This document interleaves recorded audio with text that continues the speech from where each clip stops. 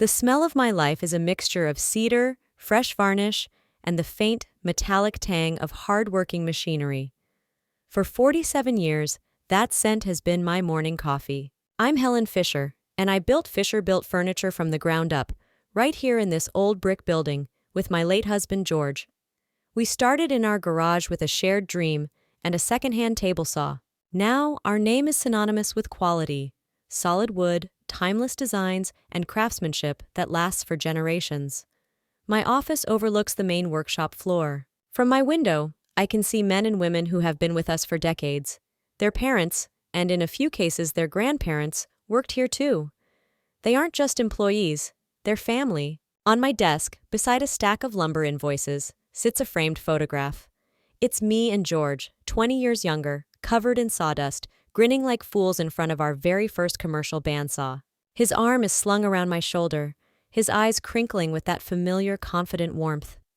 He's been gone for 5 years, but in this building, surrounded by the hum of saws and the rhythmic tap of hammers, he's still with me. I still make every major decision, as if he were sitting in the worn leather chair opposite me, nodding his approval.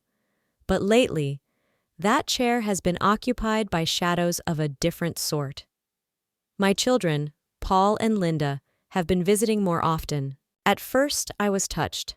I'm 73 after all, and a mother's heart always leaps at the thought of her children wanting her company. But their visits weren't for sharing memories or a quiet cup of tea. They came armed with spreadsheets and slick presentations, their faces etched with a kind of pitying concern that felt more like a verdict. They talked about market trends, streamlining, and optimizing for a new demographic. Their words were a foreign language in a place built on tradition and touch. They saw the hand-carved legs of a dining table and didn't see art. They saw billable hours that could be eliminated by a machine in a factory overseas. They looked at our loyal master craftsmen and didn't see a lifetime of skill. They saw oversized payroll expenses. I would listen, nod politely, and then gently remind them that Fisher Built isn't about speed or chasing fads. It's about creating heirlooms. That's a lovely sentiment, Mom, Paul would say, his voice dripping with condescension. But sentiment doesn't pay the bills in the 21st century.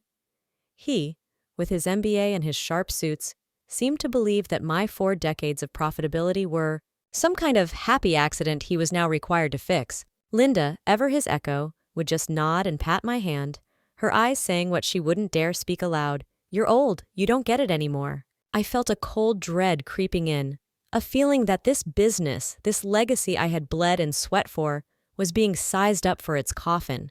They didn't see a thriving company. They saw an asset to be liquidated. They didn't see their mother. They saw an obstacle.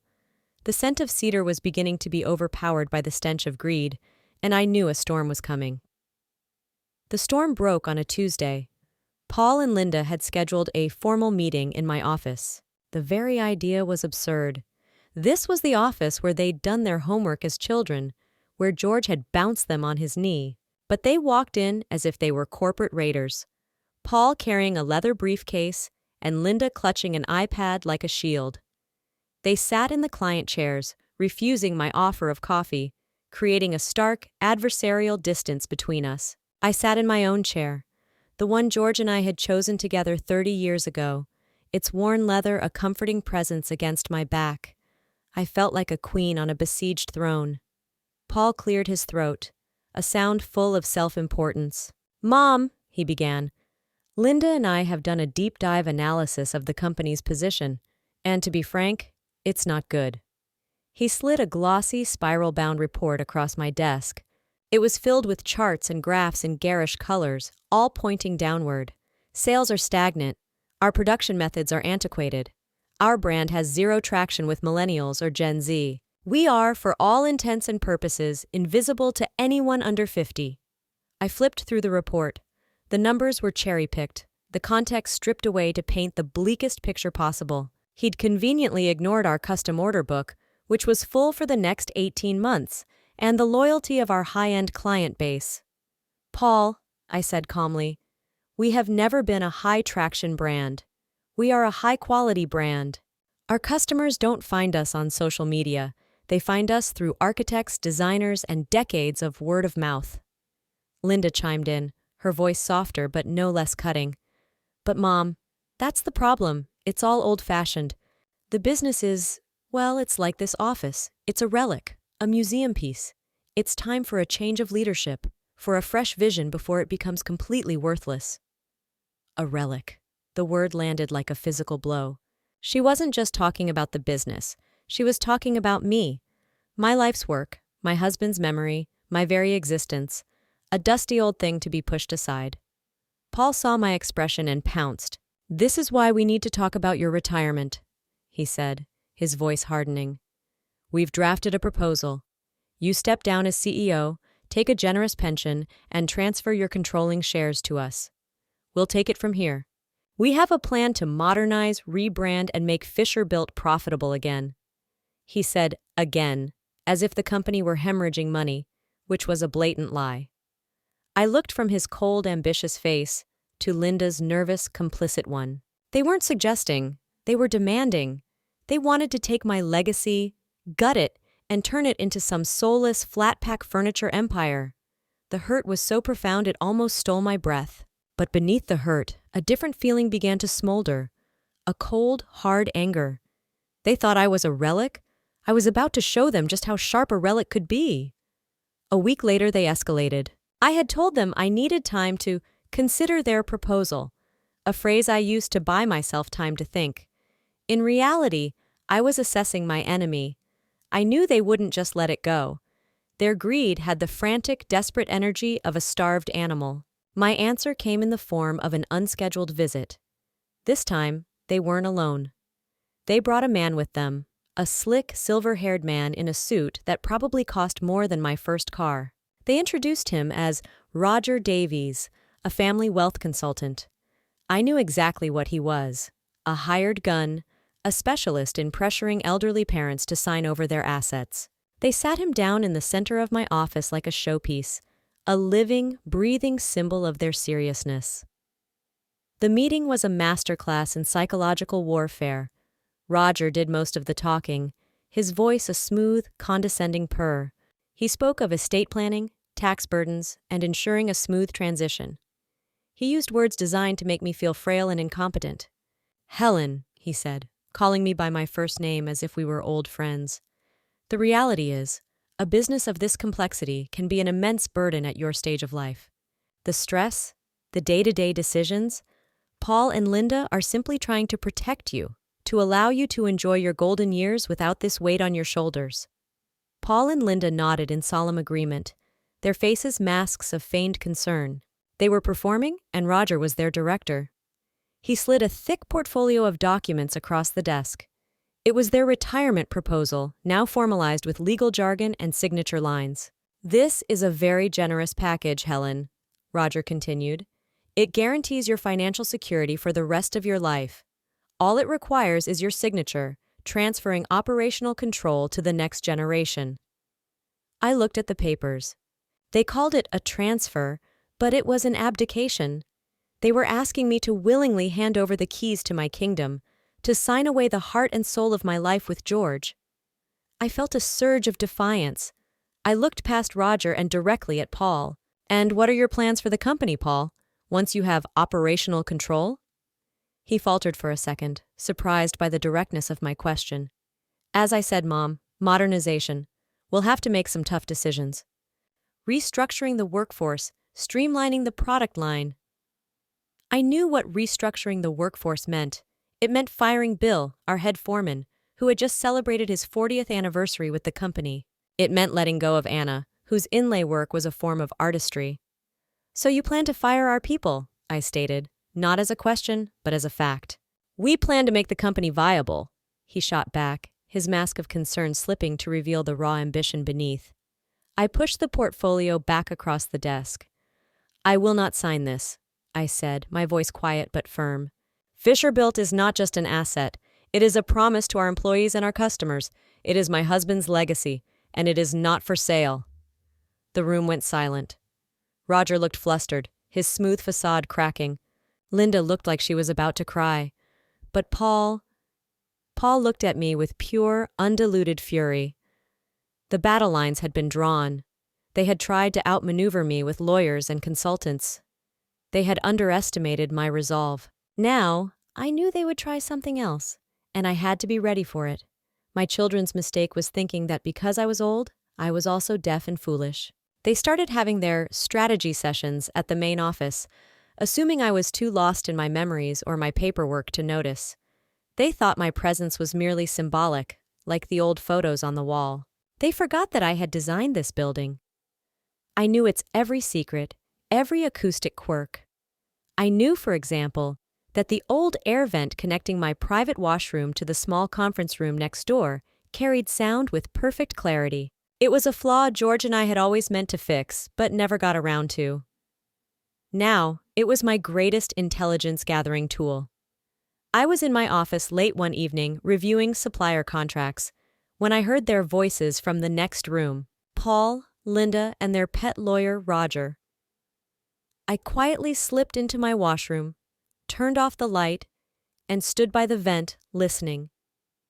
What I heard chilled me to the bone and extinguished any last flicker of maternal sentiment I had for them. "She's being stubborn," Paul was saying, his voice tight with frustration. "She's emotionally attached to the past. We can't wait for her to come to her senses."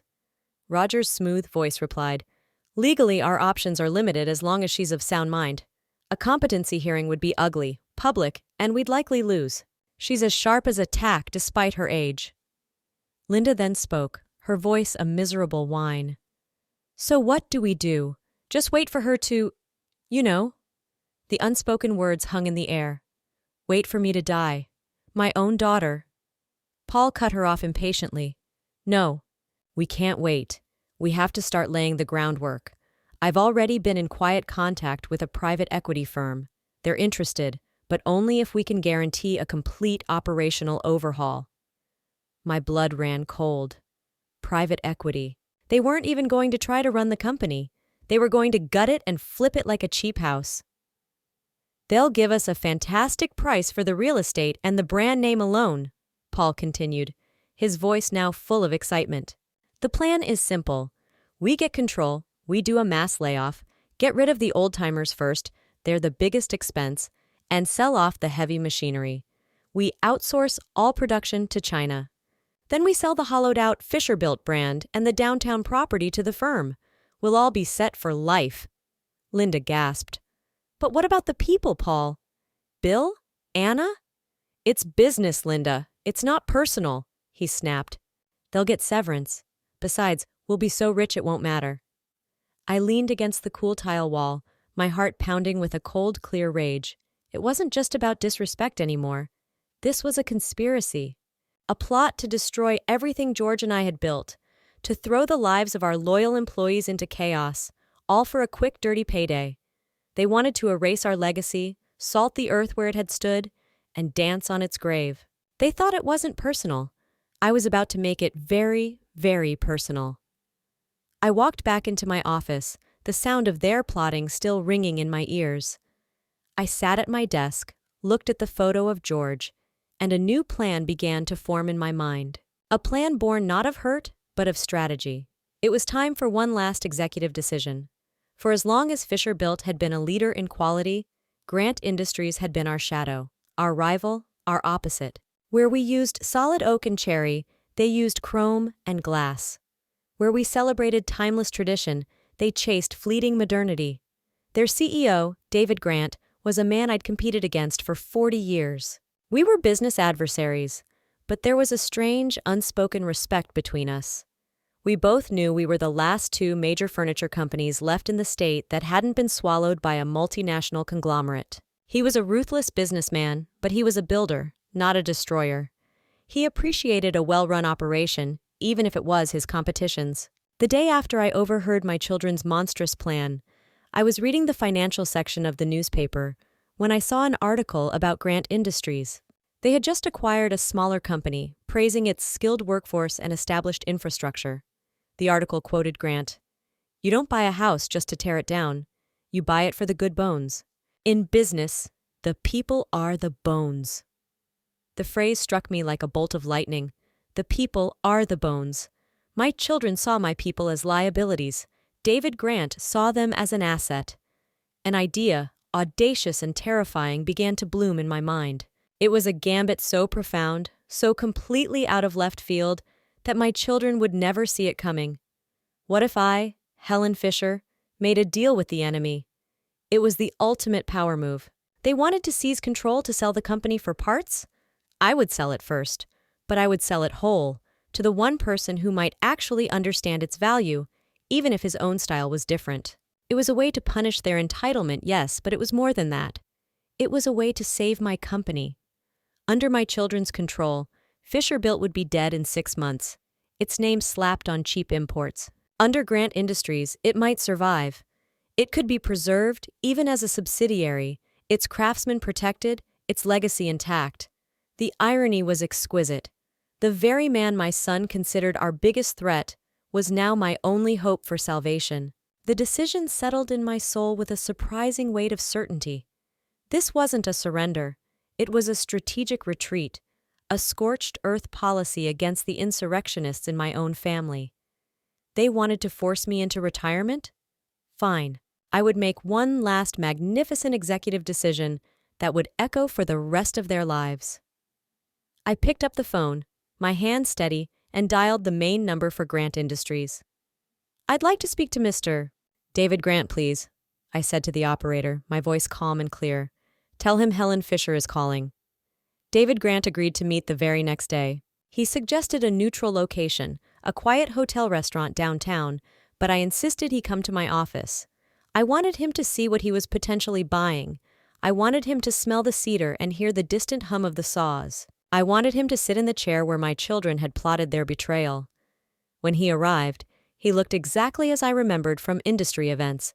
Tall, impeccably dressed, with sharp, intelligent eyes that missed nothing. He wasn't the monster Paul had made him out to be. He was a serious man of business. He walked in, looked around my office, and gave a nod of what looked like genuine respect. "Helen," he said, shaking my hand firmly, "it's been too long. This place, it's exactly as I imagined. It has character." We sat down, and I didn't waste time with pleasantries. I laid my cards on the table.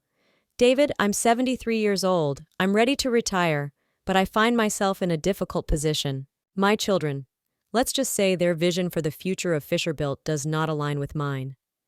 A flicker of understanding crossed his face. He was a father too. He likely knew of family business disputes. "I'm listening," he said, leaning forward. "I am prepared to offer you the opportunity to acquire 100% of Fisher-Built furniture," I said. His eyebrows shot up. This was clearly not what he was expecting. "You're offering to sell? To me? Why not just let your children take over?" he asked, his voice laced with curiosity. "Because they would dismantle it," I said, my voice cold. "They see the land and the brand name.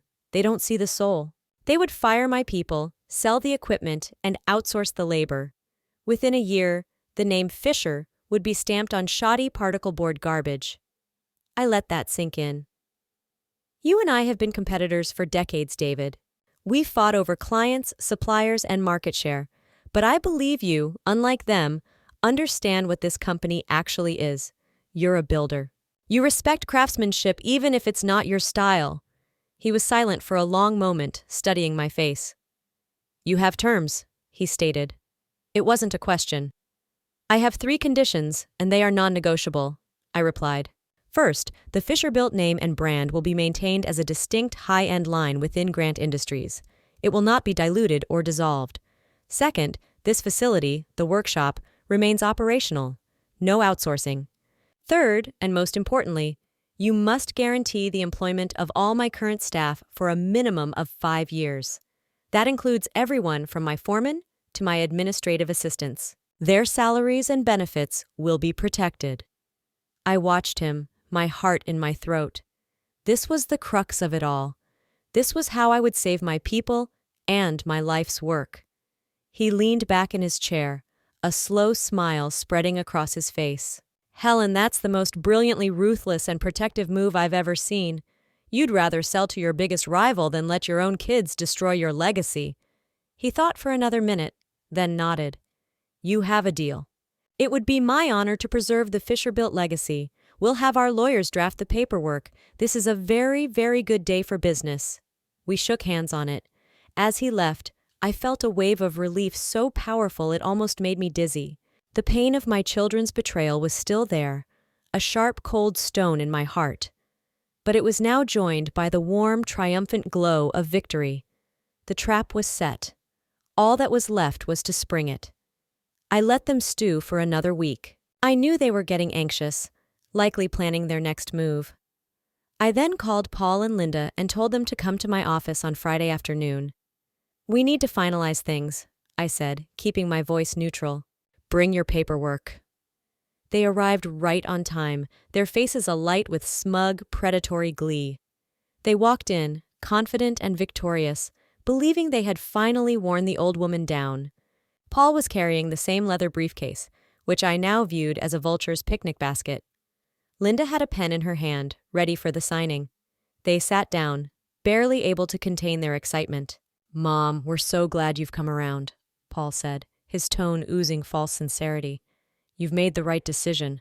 This will be best for everyone." He opened his briefcase and laid the abdication papers on my desk, positioning them in front of me with a flourish.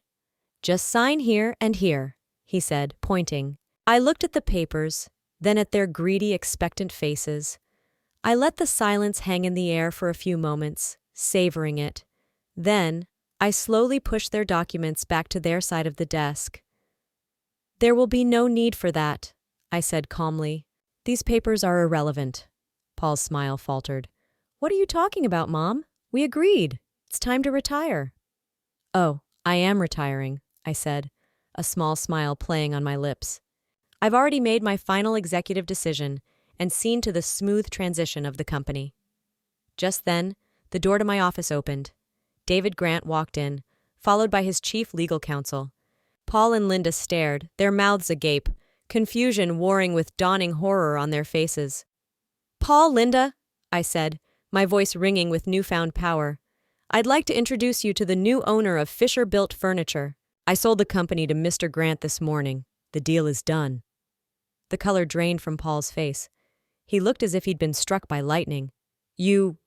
What, you sold it? To him? You can't do that." "I can," I replied, my voice as cold and hard as steel. "I am the majority shareholder. Or I was. It was my company to sell. You called it a relic, Paul, an old museum piece. You said it was worthless. Apparently, Mr. Grant disagrees. He sees its value." Linda started to sob quietly. "But our inheritance," she whimpered. "Your inheritance?" I laughed, a sharp, bitter sound. "I overheard your little plan. The plan to fire everyone, sell this place for scrap, and pocket the cash.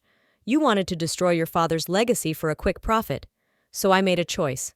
I chose to protect the legacy. And the people. They are all protected under the new ownership." I stood up, feeling taller than I had in years. "You tried to force me out. You underestimated me. You thought I was a frail old woman who didn't understand the modern world. You were wrong. I understood your world perfectly, a world of greed and betrayal. So I made a deal in mine.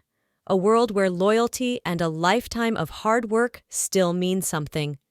I looked at Paul's face, twisted in a mask of pure rage and impotence. "You wanted the company? You can't have it. You get nothing. Not the company, not the money, not the satisfaction. That is my final decision. Now, if you'll excuse us, Mr. Grant and I have transition details to discuss. Please see yourselves out of my, and now his, office." The aftermath was exactly as devastatingly effective as I had planned. Paul and Linda left my office in a state of stunned silence, the architects of their own ruin. They didn't get the company. They didn't get their massive payday. The sale agreement was ironclad. The money from the sale, a considerable sum, far more than they would have gotten from their chop shop plan, was placed into a trust, my trust. They would not see a single penny of it. The news of the sale sent a shockwave through the local business community, but not in the way my children would have expected.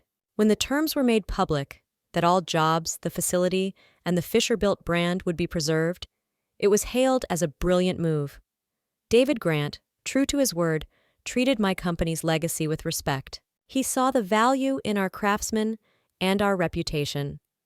The Fisher-built line became the prestigious, handcrafted heart of his modern empire, and our order book grew even longer. My people were safe. Bill, our foreman, came to me with tears in his eyes and simply said, "Thank you, Helen. You saved us." That was worth more than any amount of money my children had schemed for. As for me, I finally retired.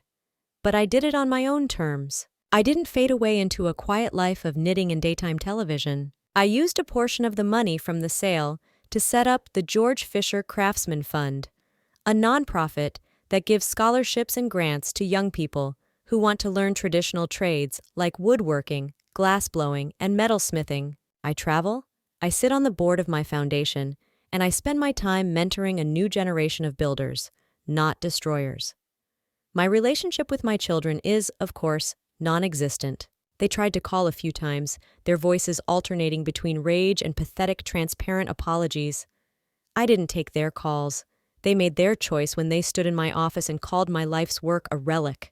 They saw me as an obstacle to their fortune, and in the end that's exactly what I was. But I was an obstacle they could not overcome. Sometimes I drive past the old brick building. I see the lights on in the workshop late at night, and I can almost smell the cedar on the breeze. I see the Fisher-built sign, shining proudly next to the Grant Industries logo. My husband's name endures. The company we built is safe. My people are secure, and I am free. They thought they were closing a chapter of my life. Instead, they just gave me the power to write a much better ending. And it's a true story I'll be proud to tell for the rest of my golden years.